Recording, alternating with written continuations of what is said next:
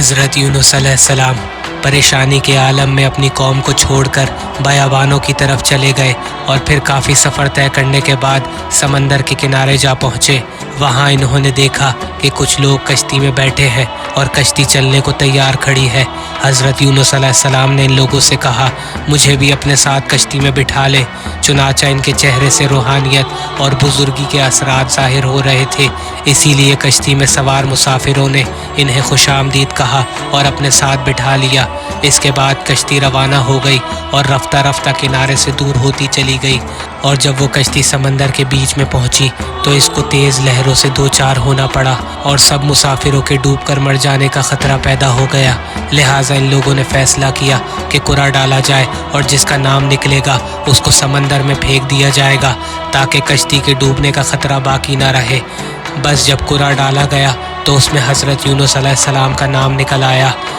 تاہم مسافروں نے ان کا احترام کرتے ہوئے دوبارہ قرعہ ڈالا، لیکن دوسری بار بھی حضرت یونس علیہ السلام کا نام نکلا، لیکن مسافروں نے یہ نہ چاہا کہ وہ ایسے بزرگ کو سمندر میں پھینک دے۔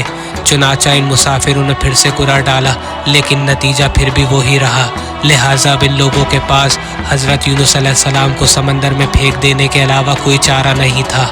حضرت یونس علیہ السلام کو بھی یہ احساس ہوا، شاید مجھ پر یہ وقت اس لیے آیا ہے کہ میں نے ترک اولیٰ کیا ہے اور خدا کے حکم کا انتظار کیے بغیر اپنی قوم کو چھوڑ آیا ہوں۔ چنانچہ یہ خیال کرتے ہوئے کہ اس کام میں بھی خدا کی حکمت ہے، پھر انہوں نے بنا کوئی بات کیے اپنے آپ کو سمندر میں گرا دیا۔ اس کے بعد پھر ان خطرناک لہروں میں آپ گم ہو گئے۔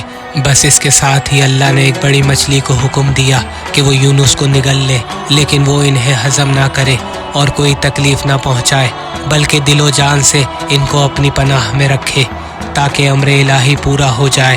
بس حضرت یونس علیہ السلام کو اس مچھلی کے پیٹ میں رہتے ہوئے کئی دن گزر گئے اور وہ مچھلی سمندر کی گہرائیوں میں غوطہ زن ہوتی رہی۔ اس عجیب اور پریشان قید خانے میں حضرت یونس علیہ السلام نے اس غم اور پریشانی کے عالم میں خالق کائنات سے پناہ طلب کی اور ان تاریخیوں میں اللہ کے حضور دعا کی، اے پروردگارا، تیرے سوا کوئی معبود نہیں اور تو ہر عیب سے پاک ہے، بے شک میں ہی قصوروار ہوں۔ بس خداوند دو عالم نے ان کی دعا قبول فرمائی اور مچھلی کو حکم دیا کہ وہ انہیں سمندر کے کنارے پر ڈال دے۔ بس اس مچھلی نے حضرت یونس علیہ السلام کو سمندر کے کنارے پر آ کر اگل دیا، جبکہ وہ تھکن اور کمزوری کی حالت میں تھے اور ان کے بدن میں سورج کی دھوپ برداشت کرنے کی بھی طاقت نہ تھی۔ اسی لیے اللہ نے ایک پیڑ عطا کیا جس کے سائے میں وہ آرام کر سکے اور اس کے پھل کھا سکے حتیٰ کہ ان کی کھوئی ہوئی قوت بحال ہو جائے۔ بس چند ہی دنوں میں حضرت یونس علیہ السلام پہلے کی طرح صحت مند ہو گئے، اور پھر اللہ نے انہیں وحی بھیجی کہ تم اپنی قوم کے پاس واپس چلے جاؤ، کیونکہ وہ ایمان لے آئے اور انہوں نے بتوں کی پرستش چھوڑ دی ہے۔ بس جب حضرت یونس علیہ السلام اپنی قوم کے پاس واپس پہنچے تو وہ بڑے حیران ہوئے کہ ان لوگوں نے کیسے بت پرستی چھوڑ دی اور اب خدا کے نام کا ورد کر رہے ہیں۔ تاہم حضرت یونس علیہ السلام کی قوم نے ان کا شاندار استقبال کیا۔ اس کے بعد حضرت یونس علیہ السلام نئے جوش و جذبے سے ان کی ہدایت اور رہنمائی کرنے میں مشغول ہو گئے۔